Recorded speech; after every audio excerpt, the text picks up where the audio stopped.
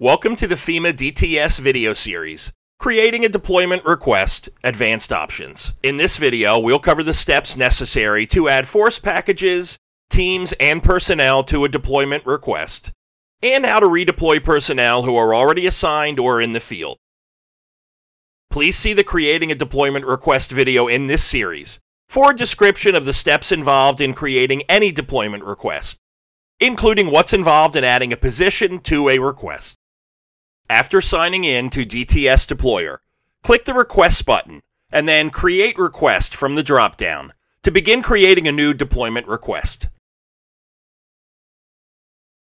You'll see that there are 4 steps for creating a request.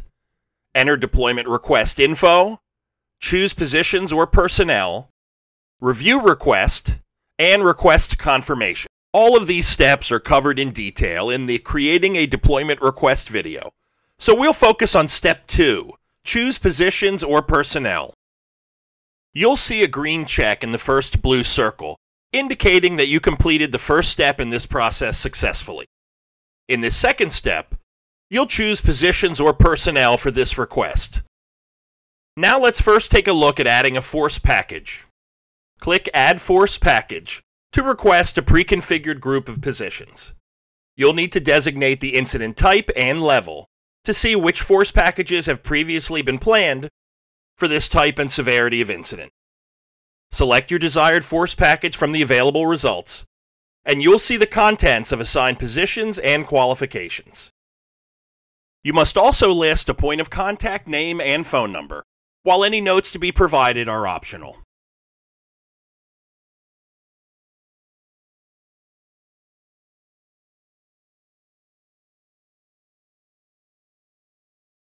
Click the Add to Deployment Request button to confirm your selections and see any positions or personnel that you've added to this request.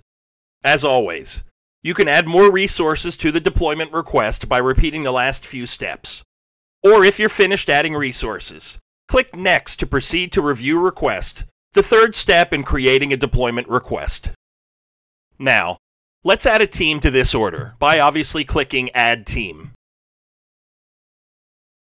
Your options will change depending on which region you select. In Region 3, we'll select Flash Flood Recovery. Depending on how a team is configured, some team members may already be requested or deployed, and some assigned positions may not be currently filled. Again, you must include a point of contact and phone number, while any notes are optional. Click Add to Deployment Request to confirm your selections, and again be returned to the Choose Positions or Personnel page. For a named request, click Add Personnel, and then use the search box to see available personnel by name.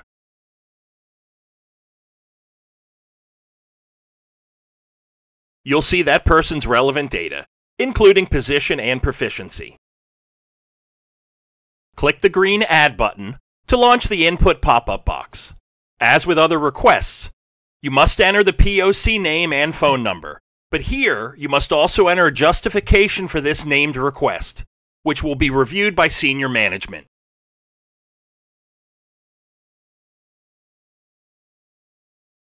Then click the Add to Deployment Request button to confirm your selection.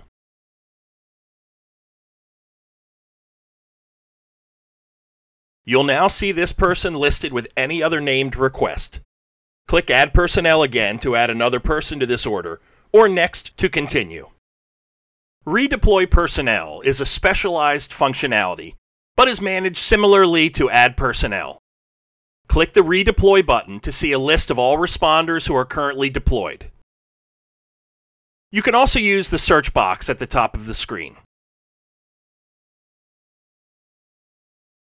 Click the green Add button to launch the pop-up box, where you must input the justification for requesting this redeployment. Similar to named requests, redeployments may be reviewed by senior management. Then click the Add to Deployment Request button to confirm your selection, and again be taken back to the listing of positions and personnel in this request. You can remove any requested resource by clicking the Remove button from the summary of requested resources. For this example, I'm not going to remove anybody. When you're finished adding or editing resources, although you may still add or edit this request later, Click Next to proceed to Step 3 in the deployment request process, where you'll review your selections. Thank you for watching. This video is just one in a series of training and support videos available for DTS. For additional assistance, please click the Other Information tile on the Responder Portal homepage, visit the official DTS YouTube channel or LinkedIn group, or contact us at support@femaresponder.net.